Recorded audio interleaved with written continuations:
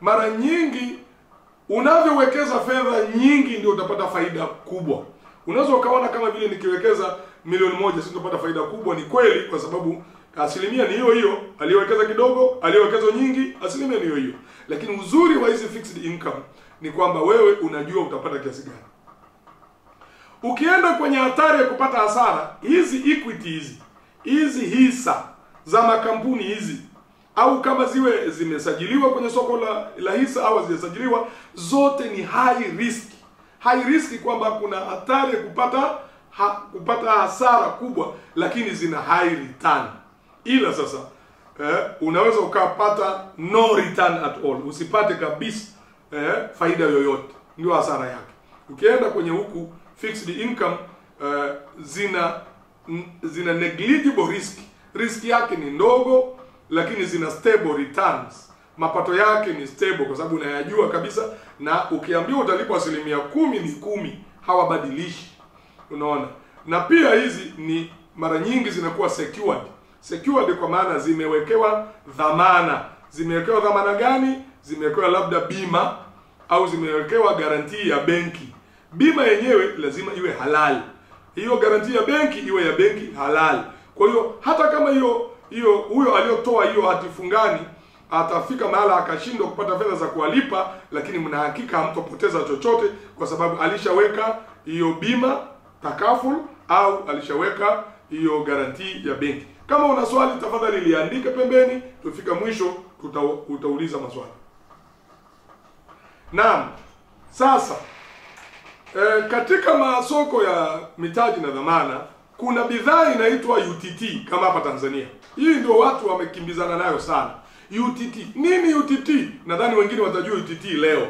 U maana yake unit, T ya kwanza trust, T ya pili of Tanzania. Unit Trust of Tanzania. Unaona? Kwa sababu hizi ni unit linked investment. Sasa UTT ni unit linked interest based. Naomba uzime mic yako. Unit linked interest based capital market instrument.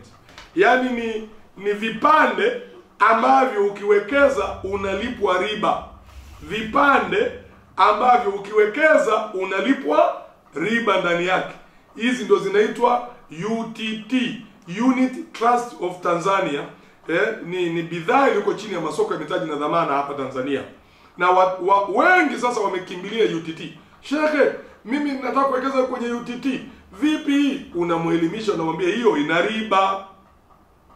Kwa hiyo sio kwamba UTT kwa kuwa watu wanatangaza wanapata faida ujue ni riba. Maana kuna hatari sasa hivi tulionayo, haya taasisi za kifedha ziko za Kiislamu wamegeuza riba wanaita faida. Riba inaitwa faida. Pata faida nono. Hiyo ni riba tu, riba nono. Ukienda kukopa wanakwambia sisi utalipa riba nafuu. Riba nafuu ni riba tu. Kwa mujibu wa Mtume, riba nafuu, Mtume anasema ka aniyazni almar'u ma ummihi. Dhambi yake ni sawa na mtu kuzini na mama yake kama ni mwanamke. Mwanamume. Kama ni mwanamke ni sawa na kuzini na baba yake. Hiyo ndio riba nafuu. Kwa hiyo Waislamu tuogope mno dhambi ya riba. Dhambi ya riba, Mwenyezi Mungu ni dhambi pekee aliyosema mwenye kufanya dhambi hiyo ametangaza vita na Mwenyezi Mungu. Kwa sababu Allah anasema nini? Wa illa tafalu fa'adhanu biharbin min Allahi wa rasulihi. Kama hamtoacha kula riba, mmetangaza vita na Mwenyezi Mungu na Mtume. Sasa nani huwa anashinda vita? Wewe upambane na Mungu, unashinda wapi? Kwa hiyo UTT jamani ni muamala wa riba, na tuambiane Waislamu tuepuke kama unavyoepuka ukoma. Sasa hizi ambazo naitwa Unity Trust zote ziko kwenye muundo unaitwa Collective Investment Scheme, CIS. Collective Investment Scheme. Hii ni scheme, ni mpango wa uwekezaji wa pamoja ambako nyinyi mnaungana, kila mtu ananunua mle, ananunua nini? Units. Hizi unit ndio zinaitwa vipande. Ndio leo kwa mimi wana mimi nunua vipande UTT.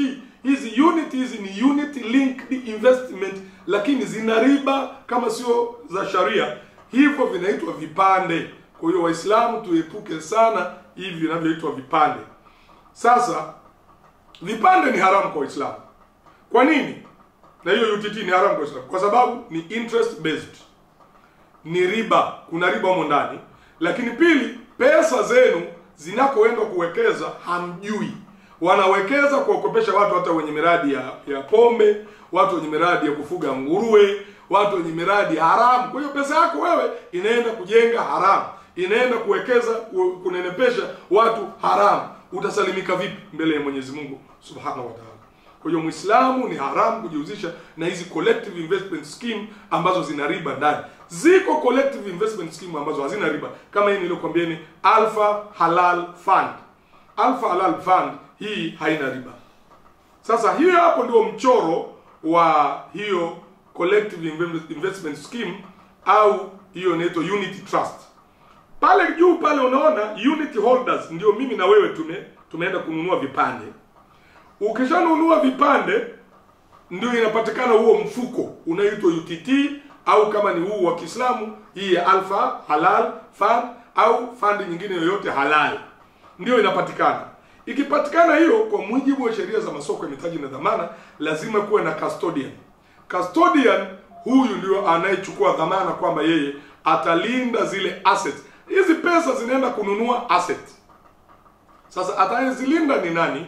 Ni huyu anaitwa trustee. Ndio maana inaitwa unity trust scheme, kwa sababu kuna trustee. Lakini pia kutakuwa na fund manager. Fund manager huyu hapo. Fund manager mara nyingi inakuwa ndio hiyo kampuni iliyotoa huo muamala wa UTT au muamala kama huo wa Alpha Halal. Fund manager ni professionally manages the investment on behalf of the unit holder. Yeye ndio anayo usimamia huo mfuko, na lazima iwe ni kampuni iliyosajiliwa kwenye masoko ya mitaji na dhamana. Hata trustee lazima iwe imesajiliwa kwenye masoko ya mitaji na dhamana. Sasa trustee na fund manager wanafanya kazi kusimamia vipande vyetu, pesa zetu, kinachopatikana ndio wanawekeza. Zile pesa zetu wanaenda kuwekeza kwenye viwanda, wanaenda kuwekeza kwenye majumba, wanaenda kuwekeza kwenye nini. Sasa ndio maana nikasema na hii uwekezaji lazima uwe approved. Kama hapo unaona unakuwa approved na Security Commission of Malaysia, kama vile mamlaka yetu ya masoko ya mitaji na dhamana, na kwamba inahakikishwa hizi pesa zitatumika na zitasimamiwa kwa mujibu wa sharia. Unaona na lazima kwenye mfuko halali kama huu kunakuwa na sharia advisors, maulama kama kinasie, wenye elimu ya dini na wenye kujua mambo ya kifedha. Tunaangalia zile nyaraka zinakidhi mambo ya kisheria au zinaendana na sheria. Tunatoa na cheti cha sheria compliance kwamba hii ina meet vigezo vya sheria. Hiyo ndio sasa fedha zile zikiwekezwa inapatikana potential return. Imeitwa potential kwa sababu hauambiwi utapata asilimia ngapi. Unapewa tu indicative profit. Indicative, yani uwezekano wa faida ya asilimia kadhaa. Ina maana inaweza ikapanda au inaweza ikashuka. Sasa ikipatikana hiyo faida ndio ambayo inalipwa kuja kwa nyinyi sisi tulionunua vipande. Unaona huo mshale unarudi kwenye holders, unity holders. Lakini pia inakwenda kwenye kampuni ile capital gains. Kunakuwa na capital gain. Yani kama kuna gain, ile ule mtaji umeongezeka, nyinyi mnaongezewa kwenye zile unity zenu. Mnagaiwa faida, lakini pia kama kuna mtaji umeongezeka, mnaongezewa kwenye zile vipande vyenu. Sasa kipande chako kilikuwa na thamani ya shilingi labda 600, sasa kinaambiwa kina thamani ya shilingi 800. Kwa hivyo ni muhimu sana kujua kitu kinaitwa net asset value. Net asset value ya mfuko. Huo mfuko una thamani gani? Na hii inatakiwa net asset value ya mfuko ijulikane within 24 hours. Kila masaa 24 kuwe kuna app, yani kuna program ya kutumia simu au kwenye kompyuta ya hiyo kampuni ambayo mmenunua vipande. Mnaweza mkaingia pale mkaona unit zenu zimepanda thamani kiasi gani, zimeshuka kiasi gani, ili uone kwa kama zinashuka thamani uamue kuuza mapema. Usikae ukisubiri mpaka uje upate hasara kabisa. Sasa nyingi zinazoanzishwa kwenye nchi zetu hakuna hii naye kwambia hakuna. Hamwezi mpaka muwapigie simu muwaulize net asset value ni ngapi leo. Unaweza kadanganywa. Kule kama Malaysia au nchi nyingine ni lazima uwe na app. Hata kwenye mobile simu mkononi mtu anaweza kaingia akaona vipande vyake vina thamani gani kwa muda wa ndani ya masaa 24. Na akitaka kuuza unatoa notice ndani ya siku 3 hivi, wanatafuta anayenunua, ananunua, wewe unapewa pesa yako, unatoka, anaingia mwingine. Hizi ndio zinaitwa unit trust. Na sasa hiyo ya UTT ipo kama hivi, lakini ina riba. Ndio ninakwambieni ni muhimu mkajua hivi vitu mapema. Sasa tuende kwenye sukuku. Ukienda kwenye sukuku sasa, sukuku ni muamala unaokuwa kwa kasi sana wa uwekezaji duniani. Lakini haukuwepo miaka 35 iliyopita hapa, haukuwepo. Muamala wa huduma za kifedha za Kiislamu unakimbia kwa kasi mno, ni sukuku. Inakuwa kwa mwaka mpaka 18.5% kwa mwaka. Na muamala huu wa sukuku, kama nilivyosema, wasiokuwa Waislamu walikuwa wanapata fursa ya kuwekeza kwenye hati fungani za serikali, kwenye hati fungani za makampuni, kwenye hisa za makampuni, lakini hizi zote zilikuwa kama nilivyokuambieni zina riba. Sasa Waislamu tulikuwa tunajikunja, mimi siwekezi bwana, ina riba. Kwa hiyo tunakosa fursa za uwekezaji. Hata kama una fedha ukawekeze wapi? Hakuna fursa. Wenzetu hao wanachanja mbuga tu. Unaona wananufaika tu. Sasa alhamdulillah zimekuja hizi sukuku za mwanzo zilianza miaka ya 90. Na sukuku ni nini? Ni dhamana za uwekezaji ambazo wale wanaowekeza wanakuwa ni wamiliki wa asset, wa mali fulani. Lazima kuwe na mali kwenye sukuku. Hakuna pesa kwa pesa. Mali au mradi au shughuli ya kiuchumi, kiwanda, unaona kama ni serikali imetoa hati fungani kwa mfano ya barabara, serikali huo mradi wa barabara thamani yake ndio mnaimiliki nyinyi. Kila mtu kipande kidogo kidogo, mnakuwa na common beneficial ownership, wamiliki wa pamoja.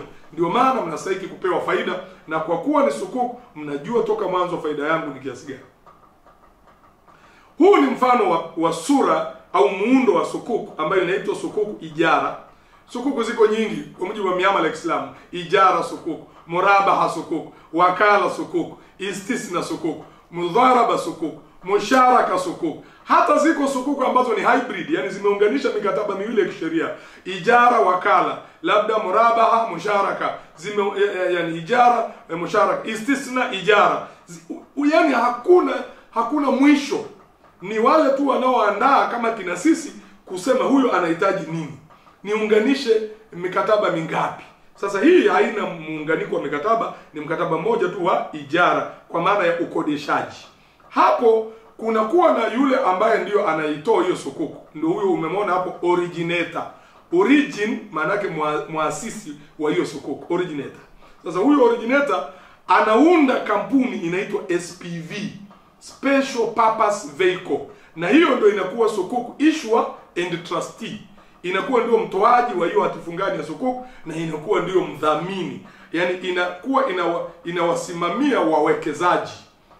Hiyo SPV imeundwa na hiyo kampuni iliyotaka pesa, lakini inasajiliwa independent, inakuwa ni legal entity, inasajiliwa kama kampuni, inakuwa na madirector wake, inakuwa na wasimamizi wake ambao hawapo kule kwenye originator, ingawa inamilikiwa na originator, na inasajiliwa BRELA kama hapa Tanzania BRELA. Lakini pia wakati wa kuitoa hiyo sukuku lazima zile nyaraka ziidhinishwe na mamlaka ya masoko ya mitaji na dhamana, lazima zipewe Sharia compliance certificate na mashehe waliosomea. Sasa hapo unaona asset ile pale inakuwa imeuzwa kwa issuer ambayo ndio anayetoa sukuku, hiyo kampuni inayotoa sukuku au SPV, na yeye sasa anaichukua ile mali, thamani yake labda ni bilioni 10, anagawa vipande vidogo vidogo, kila kipande ndio kinaitwa swak.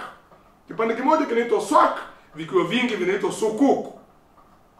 Kwa hiyo ukitaka kuwekeza unaambiwa utanunua vipande kadhaa, utanunua sukuku kadhaa. Labda swak moja thamani yake ni 100,000. Unaambiwa utanunua sukuku 10 ndio uweze kuwa umeanza uwekezaji hapo. Alafu utawekeza zaidi ya hapo. Kwa hiyo sukuku 10 ni milioni 1, au utakuwa unawekeza sasa multiples, milioni 1, milioni 1.5, milioni 2, 2.5 hivyo.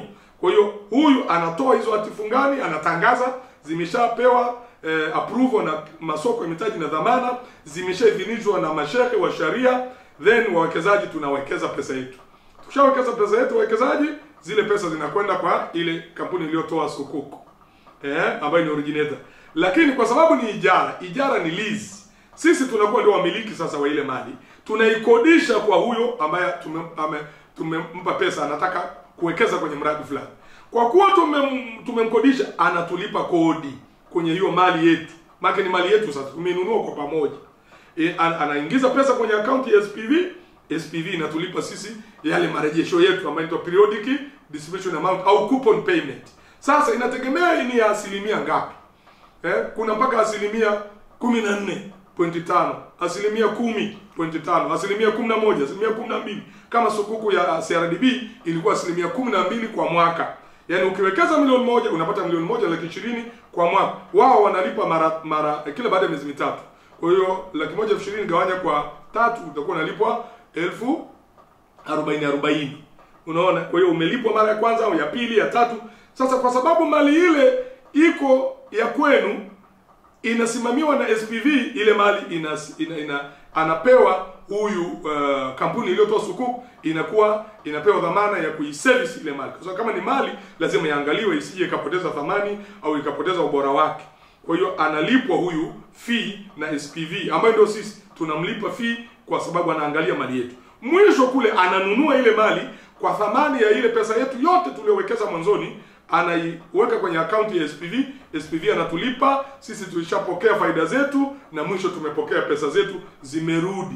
Zile ambazo zilikuwa mitaji yetu tulionunua sukuku zimerudi. Hii sukuku sasa ilikuwa imeisha. Sasa sukuku inakuwa ya miaka 3, inaweza ikawa miaka 5, ya miaka 7, ya miaka 10, 15, 20, 30. Kuna mpaka sukuku za nchi nyingine ni perpetual, yaani hazina ukomo. Wewe ukiwekeza, ukifa watarithi watoto wako, labda waamue kuuza. Kwa sababu uzuri wa sukuku ni kwamba ukiamua kuuza, unakuja kwetu sisi Nyusa na Sukuku, jamani mimi na sukuku yangu hapa nataka kuuza. Sisi tunatafuta wanaonunua, wanainunua, wewe unapewa hela yako, yule aliyenunua anapewa cheti, kile ambacho ulikuwa nacho wewe kinakanseliwa, anapewa hiyo cheti, anakuwa mmiliki. Kama sukuku ya Zanzibar tayari tumeshauza kwa mmoja aliyowekeza. Lakini kuna mwingine ameitumia sukuku yake kukopea benki. Unaona faida hiyo? Una sukuku yako ya milioni 50. Unataka kukopa benki milioni 50. Ile sukuku ile ndio inakuwa wewe collateral yako. Huna nyumba wewe, una pesa tu. Unaona faida hiyo jamani? Ukitaka kukopa benki mpaka uwe na nyumba. Sasa ukiwa na sukuku tu, kumbe unaenda ukakopa benki. Kuna mtu amekopa benki ya watu wa Zanzibar. Alikuwa amenunua Zanzibar sukuku, amekopa benki kwa kutumia sukuku yake. Kwa sababu hizi zinaitwa high quality loan assets. Yaani ni assets zenye thamani ya juu, zinakubalika. Hata gavana wa benki kuu kuhusu sukuku ya Zanzibar alitangaza wazi kwamba sukuku ya Zanzibar unaweza ukaitumia kukopea benki, kwa hiyo benki kuu inakubali. Hii ni faida nyingine kwa wale ambao hatuna majumba sisi, ili tuweze kukopa, tunataka kufanya mabiashara makubwa, unawekeza kwenye sukuku, alafu ile sukuku yako badala ya kuiuza unaitumia kukopea kwenye huduma za benki. Sasa ili uweze kuwekeza kwenye sukuku au hata kwenye halal fund, unahitaji uwe na nini? Nadhani watu mmekuwa mnajiuliza sana. Cha kwanza, uwe na kitambulisho chako cha uraia. Ni kitambulisho cha uraia tu. Unaona, unaweza ukawa pia hata leseni yako, leseni ya gari, driving license, cheti cha kura, lakini mara nyingi ni kitambulisho cha taifa NIDA au kule Zanzibar ZAN ID. Au kama watakuwa wamesema wanatumia pamoja na vitambulisho vingine kama leseni yako ya dereva, sawa utatumia. Lakini pia unahitaji kuwa na kitambulisho cha mwekezaji. Hii inaitwa account CDS number. CDS maana yake ni Central Depository and Security Number. Hii ni kama kitambulisho sasa cha wewe kwamba ni mwekezaji. Huwezi kuwekeza kwenye masoko ya mitaji na dhamana kama huna CDS number. Kwa hiyo kama huna, unatutumia tu NIDA yako au ZAN ID yako, watu wetu ofisini pale wanakutengenezea, unakuwa nayo. Ima unataka kuwekeza sasa hivi au unataka kuja kuwekeza baadaye. Ni vema ukawa nayo ili siku ya kutaka kuwekeza uwe unayo NIDA yako karibu. Halafu unataka uwe na nini? Akaunti ya benki. Kwa sababu pesa hutopewa mkononi. Pesa zitaingizwa wakati unalipo faida yako, zitakuwa zinaingizwa kwenye akaunti yako ya benki. Sasa akaunti yako ya benki ni vema iwe ni akaunti halali. Sio kwamba wewe umekuja kuwekeza huko halali alafu na akaunti tena kule ya riba. Kama una account halali kafungue kwenye hizi benki ambazo nimekutajia zinatoa huduma za Kiislamu. Ukiwa na hivi vitu vitatu, unachotakiwa ni pesa yako ya kuwekeza tu basi. Yani ile mbuzi anakula kwa urefu wa kamba yake, unaingia hapo sasa. Sasa kila bidhaa ya masoko ya mitaji na dhamana ya Kiislamu lazima iwe imepewa approval na mamlaka ya masoko ya mitaji na dhamana nchini CMSA, lakini lazima iwe na cheti cha Sharia compliance. Yani usiwekeze tu, waulize hao, nipe cheti cha Sharia compliance. Tupeni barua ya kuonyesha kwamba nyinyi mmepewa approval ya masoko ya mitaji na dhamana. Vinginevyo mtu anaweza kaibuka hapa akasema na mimi nina sukuk, akakuzieni kumbe hana kitu. Kwa hiyo ni lazima kuchunga vitu hivyo. Sasa fursa za uwekezaji za sukuku zilizoko hapa Tanzania, sukuku zimeanza mwaka 2021 kwa microfinance moja inaitwa Imani Finance. Ikawa inatoa sukuku hizi. Hata kanuni za sukuku hazijatungwa na mamlaka ya masoko ya mitaji na dhamana. Sisi ndio tuliofanya kazi nayo kupata zile zinaitwa Corporate Subnationals and Municipal Sukuk Bond Guidelines 2023. Zilikuwa bado hata hazijaanza. Mwaka 2021 hao walianza hawa. Wamejipatia sana faida hawa. Sasa hivi yani kwa kweli wamekula faida sana. Mwaka 2022 Kenya Commercial Bank KCB wakatoa sukuku yao KCB Sahad. Hii mimi binafsi nilishiriki kuiandaa. Amana Bank wakatoa na wenyewe sukuku. Sasa unaona ni taasisi za kifedha tu. Kwa nini zilitoa sukuku wakati zenyewe zina pesa? Benki huwa hazina pesa. Nishawahi kuzungumza.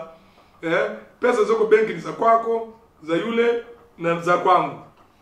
Sasa ndio maana walipoona hawana fedha za kutosha kutoa mikopo ya Kiislamu kwa wateja wao, wakaamua kutoa sukuku. KCB Sal, Amana Bank, hapa juzi CRDB nayo imetoa sukuku kubwa kabisa ili waongeze kitu kinaitwa Tier 1 capital, waweze kuwakopesha watu kwa mujibu wa Kiislamu. Hiyo mikopo ya murabaha, sio na nini, ijara, wamepata hela kwenye sukuku, wanaenda kuwakopesha watu. Unaona sukuku inavyonufaisha watu.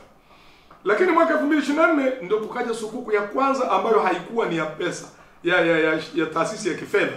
Hii ilikuwa ni ya shule sekondari ya wasichana Bagamoyo, Premier Sukuku, ambayo sisi ndio tulioiandaa. Hii sukuku imeleta gumzo duniani, sio Tanzania tu, gumzo. Hakuna shule sekondari duniani iliyowahi kutoa sukuku, ile ni hii hapa Tanzania.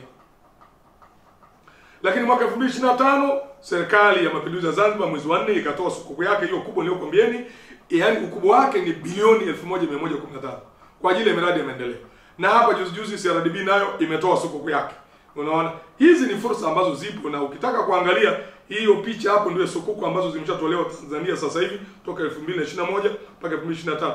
Jumla ya bilioni 735 zimeshatolewa. Ukiongeza sukuku ya Zanzibar ambako kuna bilioni bado 800, tutakuwa tumefikisha hapo bilioni 1735.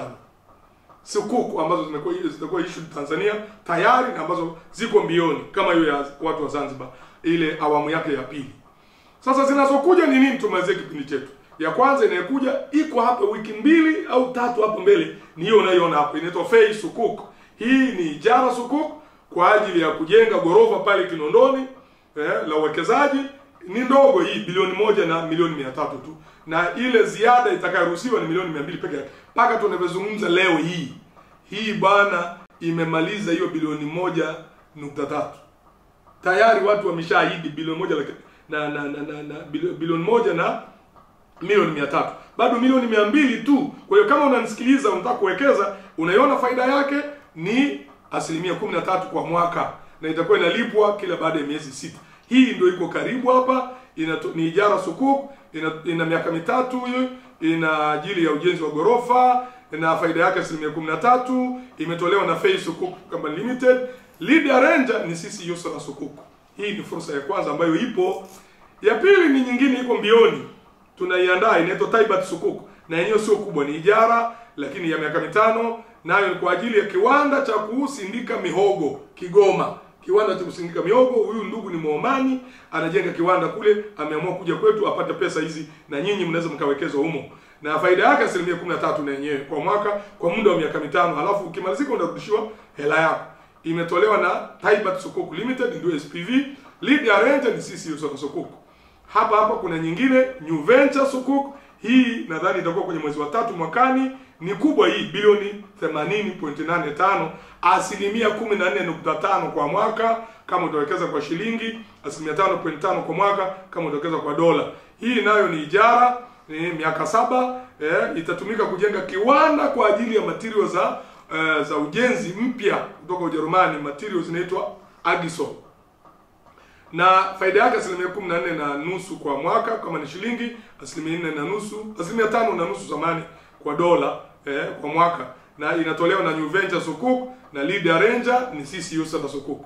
Nyingine ni awamu ya pili ya Zanzibar Sukuk, ni kubwa hii, bilioni 1115, na tranche ya kwanza zilipatikana bilioni 380, faida yake asilimia 10.5 kwa mwaka, na ni kwa ajili ya miradi ya maendeleo pale bandari ya Mangapwani, uwanja wa ndege wa Abeid Amani Karume Terminal 2, kuna hospitali ya Bingoni, kuna barabara, kuna masoko ya samaki.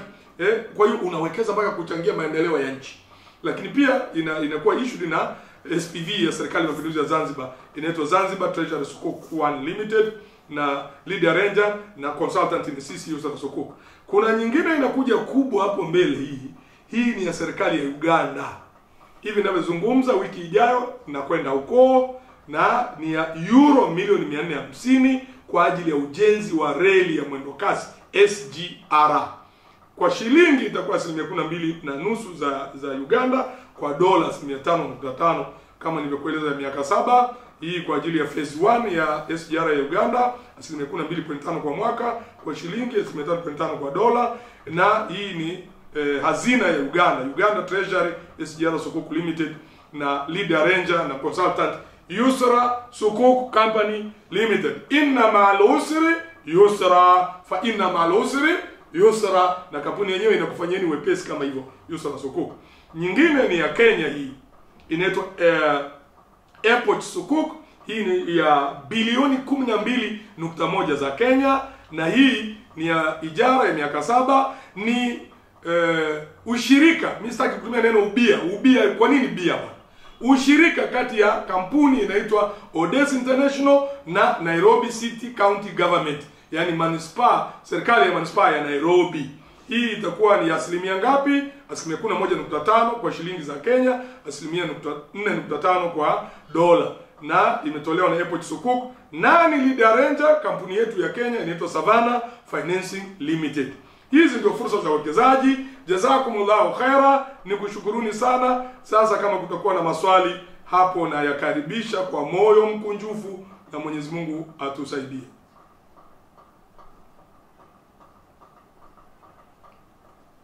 Jamani, kama kuna maswali,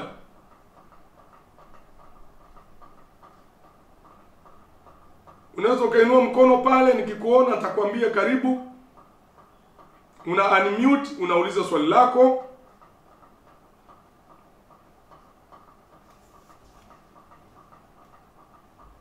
Ndugu zetu walioko kwenye Zoom hawa, inataka kuisha Zoom yao.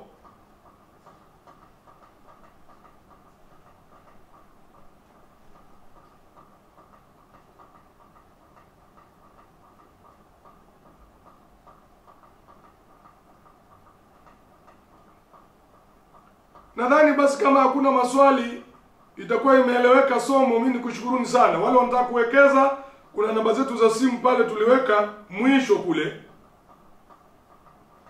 Kuna namba za simu pale mwisho, 0762 ndio namba yetu hiyo. Kuna ndugu anaitwa Febron Abdul Karim, huyo kutoka Burundi. Febron, uliza swali. Namba ni hizo hapo.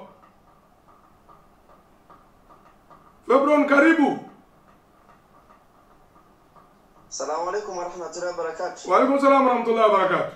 Habari za Burundi bwana? Alhamdulillah, sijui nyewe mnasemaje? Salama. Karibu, swali lako bwana. Asante sana. First of all, nawashukuru sana ndugu yangu.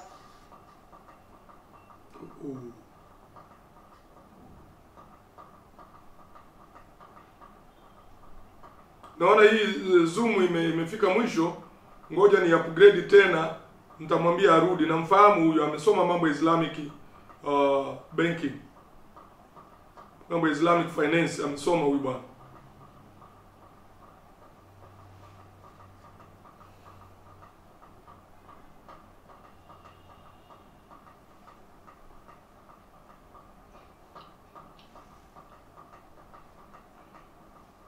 Naam, kama kuna swali ndugu zangu.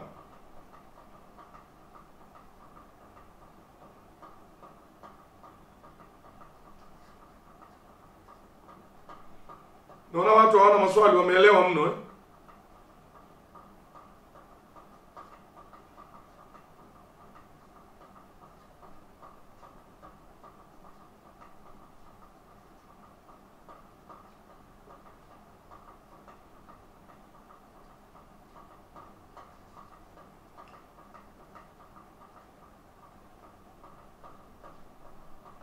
Naam, kama kuna maswali ndugu zangu, tuulize.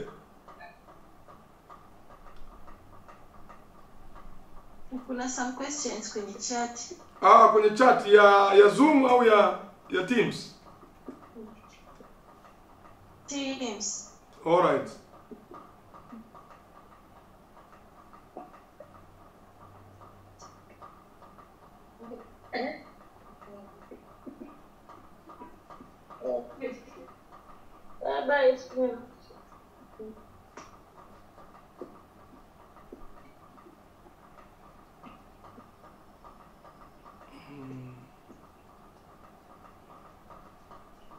Teams. Hebu nisomee kama mtu yuko karibu hapo wakati na waadmit hawa.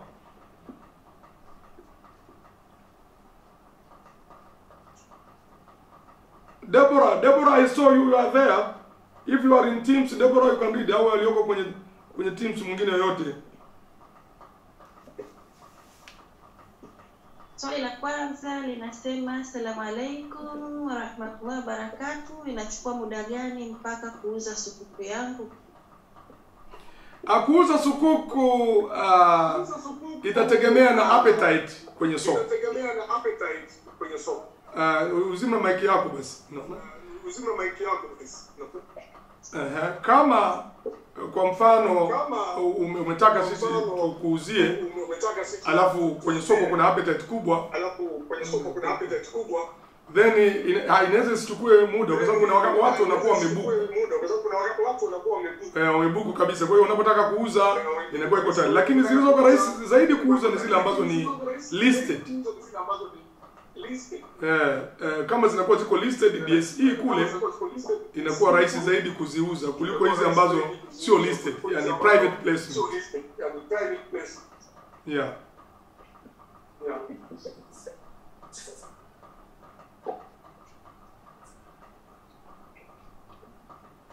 Swali la pili linasema ikifilisika inakuwaje kuhusu fedha yangu, nitakuwa nimepoteza. Ukimaliza kuuliza swali huo ni wazima. Unasema ukiuza,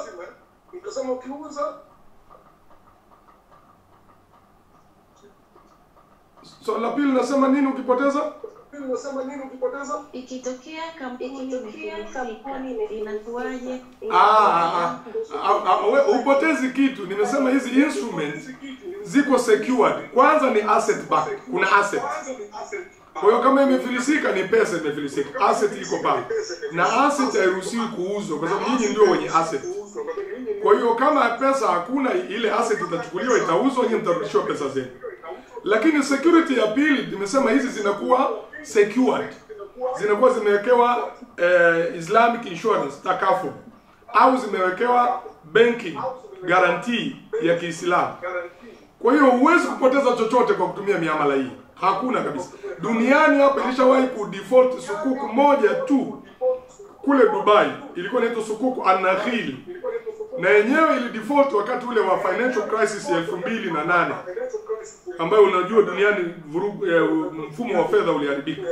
Lakini hakuna sukuku yoyote iliyo default duniani, sababu zinakuwa ni asset backed, alafu zinakuwa ima secured by takaful cover, au zinakuwa guaranteed by Sharia compliant guarantee.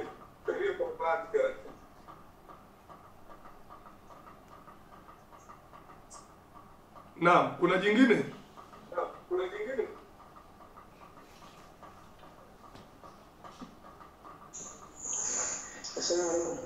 Wa alaykum salaam wa rahmatullah.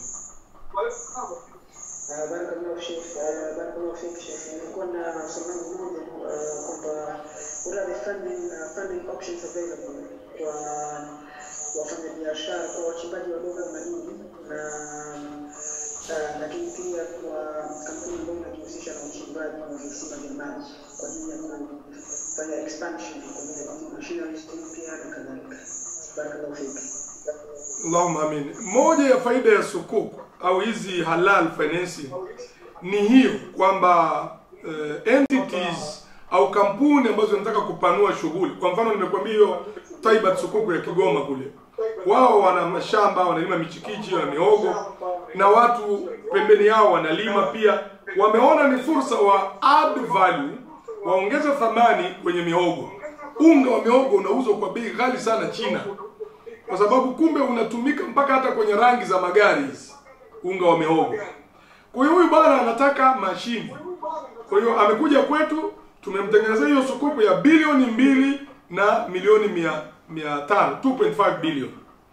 Lakini ili uweze kuwa issued na sukuku kama hiyo, ni lazima hiyo ni kampuni iwe hai zaidi ya miaka 3. Yaani maana yake ni kwamba iwe ilikuwa kwenye business more than 3 years ili tupate kujua how strong financial hiyo kampuni ipo. Yaani audited financial report za kampuni zinatakiwa na mamlaka ya masoko ya mitaji na dhamana, na hata wawekezaji wanataka wajue hiyo kampuni ina misuli ya kiuchumi. Lakini pili, lazima iwe na assets za kuback up hiyo sukuku yake. Unaona? Alafu iwe iwe na cash flow projection, yani business plan ya huo mradi. Sasa kama ni wachimbaji wadogo, lazima muwe ni kampuni, sio tu watu mmoja mmoja. Individuals hakuna. Individuals anaweza akawekeza tu kwenye sukuku, lakini yeye kuishu sukuku hawezi. Lazima iwe ni legal entity. Kwa hiyo kama nyinyi wachimbaji wadogo mna kampuni yenu, mnataka sasa kuongeza vifaa, labda yale ya kuchimbia au mashine ya kufanya nini madini yenu, kuprocess madini. Kwa hiyo mnatakiwa muwe na business plan na iwe kampuni na cash flow projections, na basi mtakuja kwetu tutawashauri. Kwa hiyo inawezekana sana.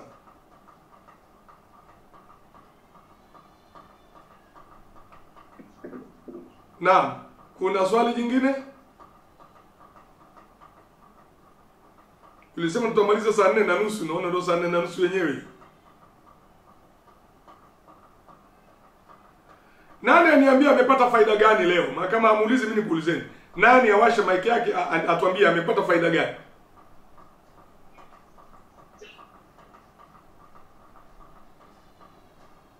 Assalamu alaykum wa rahmatullahi wa barakatuh. Wa alaykum salaam wa rahmatullahi wa barakatuh. Brother Ibrahim, karibu. Shukran. Alhamdulillah, nimepata faida kubwa. Na nilitaka niulize swali lakini alhamdulillah umekuja kulielezea hapo baadaye kwamba nilikuwa nikisikiliza mwanzoni ulieleza kwamba sukuk ina ineligible riski ndogo kabisa. Kana jiuliza na nitamani kuuliza kwamba hii riski ndogo ni riski ipi? Lakini alhamdulillah umekuja kueleza ukitolea mfano wa Dubai, yani katika sukuk zote zilizowahi kutokea moja tu ya Dubai ndio iliweza kujifunga. Ndio. Ambapo kaelezea circumstances ambazo zilipelekea ika default. Na nikaelewa kwamba inawezekana ile ineuko umeelezea risk ndio risk ambayo kama ilipelekea kwa Dubai. Na hawakupoteza wale investors, fedha zao zililipwa na serikali ya Dubai.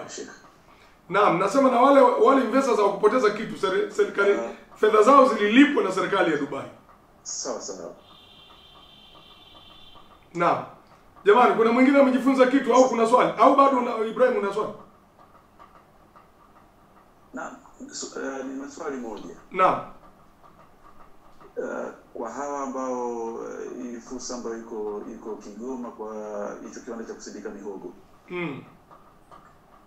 Watu wakaenda kuuzia watu ambao watachukua zile bidhaa wakaenda kuingiza kwenye shughuli za haramu. Yeah. mimi tayari nitakuwa niko kwenye nimewekeza kwenye sukuk hiyo na mimi nitakuwa masuhulu kwenye biashara hiyo? Hapana, huwezi kuwa masuhulu wewe, labda ujue unyamazi. Lakini muda wote wa sukuk wale sharia advisors wanakuwa wako, vijana wale wanasema kamil gado, wanafuatilia transaction zote. Maana atakuja kusubmit audited financial report, aeleze aliuza wapi, faida ilipatikanaje, alafu wana issue certificate tena kwamba huyu alicomply na sheria kwa mwaka huu. Anaangaliwa tena mwaka ujao. Hakuna mahala walipoachwa wafanye tu wanavyotaka wao wenyewe. Kwa hiyo hata ikitokea akafanya kitu cha namna hiyo, wewe investor kwa kuwa haupo pale hauwezi kuwajibika na lolote juu ya hilo. Lakini sheria advisors wanakuwepo, wanafanya vitu vinaitwa sheria audit. Sheria audit wakati mwingine wanafanya vitu vinaitwa sheria review. Sheria review ni pale inapokuwa chini ya mwaka mmoja. Wanaweza wakaa kila robo mwaka wakapitia kuangalia, je, huu jamaa anaenda sawa? Alisema fedha za kiwanda hiki. Je, hizi fedha ziliingia kwenye kiwanda hiki kweli? Na kama ziliingia kwenye kiwanda hiki zinazalisha nini? Kwa hiyo si miamala ya kuchezea, ni miamala ambayo inaangaliwa kweli. Kwa hiyo wale ambao wanazoea utapeli huku uwezi. Kwanza kuna mamlaka ya masoko ya mitaji na dhamana. Kama hiyo sukuku ni kubwa iko listed kule soko la hisa Dar es Salaam, hiyo ipo. Lead arranger yupo. Reporting accountant yupo. Legal advisor yupo. Receiving bank yupo. Sponsoring broker yupo. Unaona? Sukuku delegate anayewakilisha wawekezaji yupo. Kuna taasisi kama 9 hivi zinaangalia muamala mmoja. There is no room ya kuchezewa hela zenu.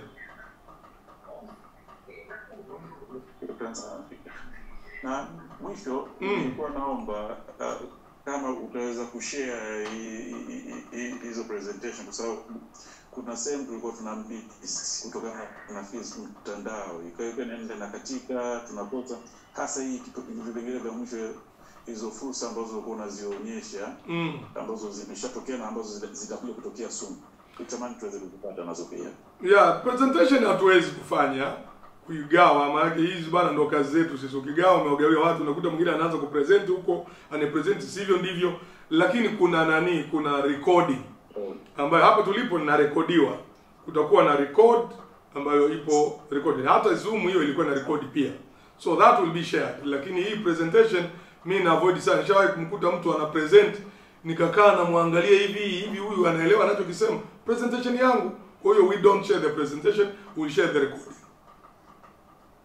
Inshallah, shukran. Naam, why ulikuwa na swali alafu atauliza ustadhi hapo. Asante sana. Asalamu alaykum wa rahmatullahi wa barakatuh. Wa alaykum salaam wa rahmatullahi. Asante. Swali langu lilikuwa nataka kujua tu minimum investment. Yani tumeona kwenye scoop ulizozionyesha nyingi zinaanzia billions huko na pesa nyingi. Sasa what is the asante. Investor minimum amount, kila sukuku ina minimum yake. Kuna minimum amount ya sukuku nyingine ni 500,000. Unaona? Kuna nyingine 1,000,000. Hizi nilizokuwa nimekuonyesha kwa mfano kama hiyo ya Fay sukuku ni 1 million. Ndio minimum amount. Ya 10 sukuku. Swak moja, unit moja ni 100,000. Unatakiwa ununue 10 ndio umeanza. Alafu multiples of this. Kwa hiyo sio ile bilioni ndio utakayowekeza wewe. Wewe unawekeza kile unachokiweza, lakini kuna minimum. Kuna kiwango cha chini. Hizi za chini kabisa zinaanza hata 500,000 tu. Mtu mwenye 500,000 anaanza akawekeza pale. Anakuwa ameweka kama akiba. 500,000 huwezi kupata hela yote nyingi, faida. Lakini unakuwa umeiweka hela pale badala ya kuitumia. Ukikaa nayo, mimi wanaambia watu, ukiona hii haina faida, kaa nayo nyumbani uone. Haimalizi hata mwezi hiyo 500,000 imeisha. Lakini ukiwekeza itakuwa iko pale, hata kama siku ya miaka 5 utaipata 500,000 yako, itasaidia. Na wengine wanawekezea watoto. Unaweza kumwekezea mtoto wako mdogo. Bado hata hajaanza shule kwamba hii ije mfai. Hujui wewe kama utaendelea kuwepo. Lakini ukimwekezea mtoto atakuwa ile faida anapata yeye. Na ukipata ile faida unamwekea kwenye akiba yake kwenye bank account. Kwa hiyo kiwango cha chini kinategemea case to case basis. Sukuku na sukuku. Sio kwamba hizo amount zilizotajwa ndizo unazowekeza wewe. Hapana. Swali lako bwana. Assalamu alaykum wa rahmatullahi wa barakatuh. Wa alaykum salaam. Nilitaka kujua hiyo kesi ya nani ya sukuku hiyo default Dubai mpaka wakalipwa na serikali, sijui walioko online kama wanatufuata. wanakupata. Hiyo ambayo ilikuwa defaulted alafu wakalipwa na serikali.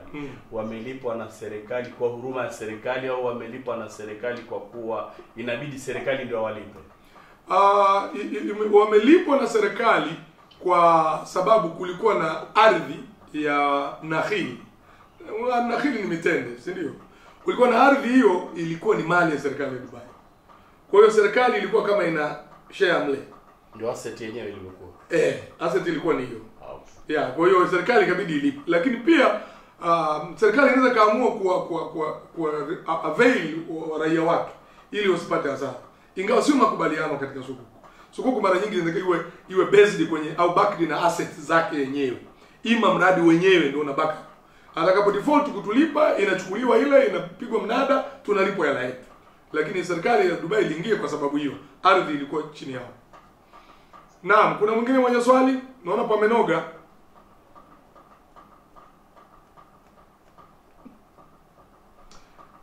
Naona hamna maswali ya ziada. Mimi nikushukuruni sana.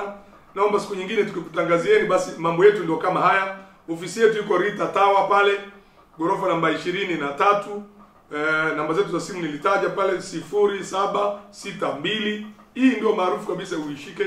0762 71 53 11. 0762 71 53 11. Unaweza kaa hata na text tu. Bana kuna fursa huko. Yuko ya wawekezaji tutakwambia kama ipo, kama bado iko mbali kidogo tutakwambia. Ili tusikose hizo fursa. Wenzetu walizifaidi mno kwenye hiyo miamala ambayo ni ya riba. Sisi tupate sasa ya kwetu ya sharia. Lakini kikubwa waambieni Waislamu waepuke hizi UTT. Hivyo vipande ni riba ndani yake. Namshukuru yule aliyetusaidia kwa namna moja au nyingine, akawa ametuma linki na wengine wakashiriki, na wale ndugu yangu hapa anayechukua hii video, Mwenyezi Mungu naye amlipe kila la kheri, na kila ambaye ametoa muda wake kwa ajili ya hili basi atulipe kwa amali hii njema. Tunaishia hapa. Subhanakallahumma bihamdika nashhadu an la ilaha illa anta nastaghfiruka wa natubu ilaik. Wassalamu alaikum wa rahmatullahi wa barakatuh.